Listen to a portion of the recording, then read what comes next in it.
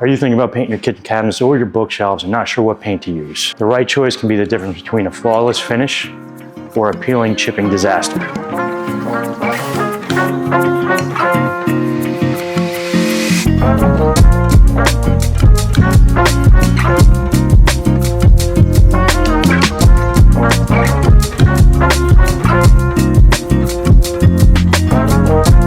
In this video, I'm going to be breaking down what type of paint you need to use for your kitchen cabinets or your bookshelves to ensure you get that flawless factory finish. So before you pick up a brush, let's make sure you're using the right products and let's get started.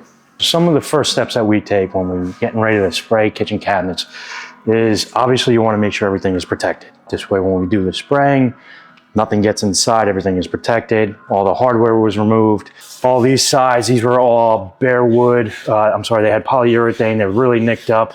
I'm sure you've seen moldings and trim and everything where, you know, after they paint it, you can see like the little divots because the actual putty or whatever shrinks. This red glazing Bondo, you may need 2 or 3 coats, but it doesn't shrink and it makes it look absolutely flawless. So we're gonna be doing that a little bit later today. We're gonna be going back over again with a fine tooth comb, just checking to make sure everything's filled in. The color again that they chose for the bookshelf is breakwater. They are going to be doing, I believe it's, as you can see, they're still deciding, and that's one of the hardest parts for homeowners is picking the right color.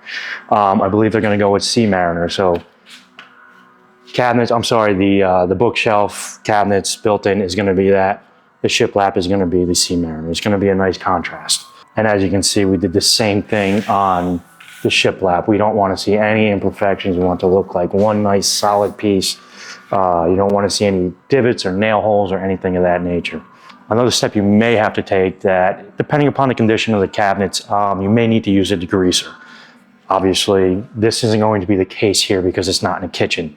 However, if you're in a kitchen, the stoves, and people like to fry stuff, this and that, before you start sanding and all that, it is beneficial to use a degreaser to help remove some more of the contaminants prior to sanding. This way, even when you're sanding, it doesn't gum up your sandpaper. So obviously, if your cabinets are in really bad shape and you can tell there's a lot of grease on there, I would highly, highly, highly recommend using a degreaser. When we sand the kitchen cabinets, you might be asking what grit sandpaper do we finish off with? What do we start with? Usually, it depending upon the condition of them, but sometimes you may need to start off with 120, but usually we end up with a 180 grit. The built-in that we're actually doing on this job right now, like I said, they had actually removed some of the shelving and put new shelving in, so there was some really rough spots on the actual sides of the built-in. So I actually had to start off with 80 grit in some of the spots and just continually go with a higher grit to smooth everything out. Okay, on this project, even though we're talking mainly about the bookshelves and the shiplap, we are doing everything on this job. Some of this is skimmed already. We already started off with the windows. We actually had to scrape out because they used a silicone-based caulk. Silicone-based caulk paint does not cover over silicone. So we had to scrape everything out, re-caulk them. A lot of little extra things that we had to do on this job. I know it's hard, you can't see it right now, but in between all these, if I were to shine a light on these, you would see how bad everything actually was. Thank God the builder actually put the nails on the face. Sometimes they'll put it inside the grooves. That is the worst thing they can do because then we're taking little toothpicks with caulk and trying to fill them in. It makes the job 10 times harder. But no, he did a good job with everything. So this, you can see right now, Victor's actually skimming out the back of the bookshelf. That is actually going to be the same color as the bookshelf. We're not going to paint those white or the wall color. It's all going to look uniform like it's one big built-in unit.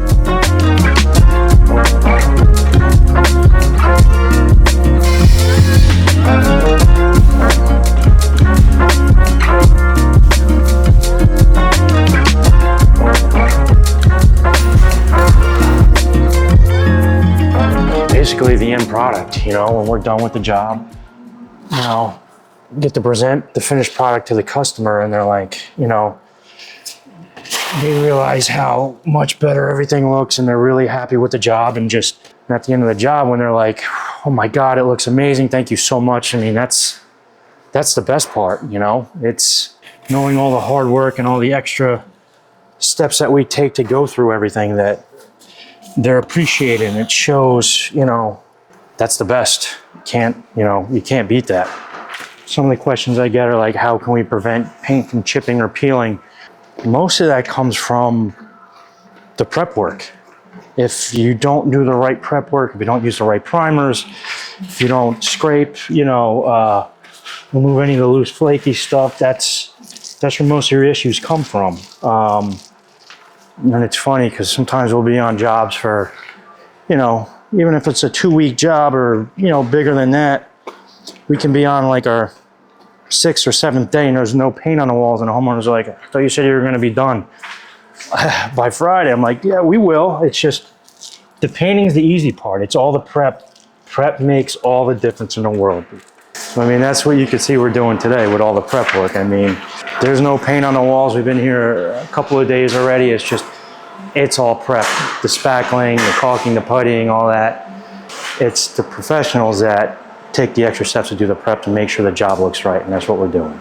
The back end of it, we gotta spackle all that. The glazing, the red glazing Bondo, you see we have all the floors protected, everything. We still have to get some of the spots for the baseboard. We gotta get a nail gun and shoot that in so your baseboard isn't gonna be moving. It's the little things like that, you can do a great job, but the homeowner might see one little thing and they call you back, and that can change their whole opinion. There's one little thing. So that's why we try to address everything, make sure everything looks good, everything's protected. Ultimately, people are inviting you into their home. We want to make sure they feel comfortable, and when we leave, we want them to be over the moon. And that's our goal.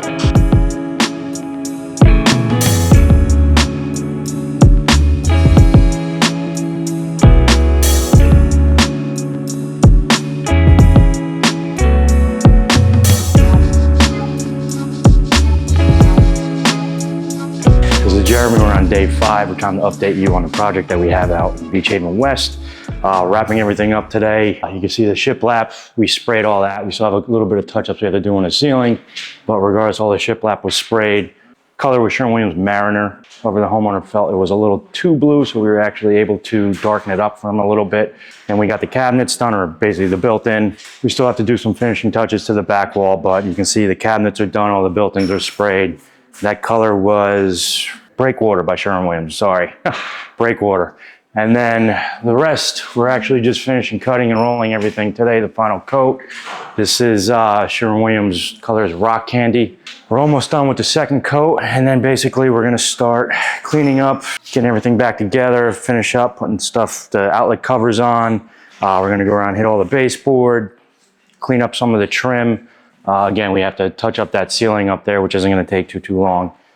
And just the finishing touches, and we'll be all wrapped up today, so 5 days. So first off, before we start this project, the homeowner came to me and asked me, really good question, what's the difference between cabinet paint and wall paint? Cabinet paint is designed to withstand temperature changes, touching, and grease, as opposed to wall paint is for low traffic areas where you're not gonna be touching it as much, it's just more for the look. Cabinet paint is also a little bit thinner. You want it to level out a little bit smoother so you get that nice factory looking finish. Cabinet paint dries to a hard, durable finish to help it withstand scratches, stains, and chips. Wall paint isn't designed to stick to cabinet surfaces. It's designed to actually stick to drywall, spackle, those type of surfaces. They will not adhere to the cabinet surfaces. They're just gonna chip, scratch, flake right off. Okay, so there's obviously different sheens that you can use on the wall paint. You have your flat, matte, eggshell, satin if you really want to go that way, but the 3 big ones are basically your flat, matte, and eggshell. What we're doing on this job right now is a flat, and there's pros and cons to each one of them. So your flat, duller finish, I personally like flat. However, it does scuff up the easiest, but it is also the easiest to touch up. Not really washable, so again, you would have to touch up. Then you start getting into your mattes and your eggshells, and basically matte would be the next one up from your flat. A little bit more of a sheen, wipeable to an extent. I'm not going to tell you it's washable, it is wipeable. However, I would recommend if you do get a mark in the wall and you need to touch it up, I would tell you that you would need to repaint the whole wall, because if you touch it up, what happens, it's called flashing. If you touch up a spot in the middle of the wall, and if you look at it on an angular sheen, you will see like a little bit of a halo around where you touched up, and it kind of stands out. To prevent flashing, when we apply the paint, on the final coat, we actually cut everything in and then roll it all at the same time. The paint needs to dry evenly to prevent that flashing. Another thing that is called is ribboning. I'm sure you may have seen that in some houses where around windows and doors, it looks a little bit shinier than the walls. Again, that's because it was improper application. Somebody probably cut the whole house in, waited, and went back and rolled it. It didn't dry evenly, so that's what happens. It's all a matter of personal preference, you know. Some people like flat, some people like the shiny look, some people like the matte. This house, we're actually doing a flat.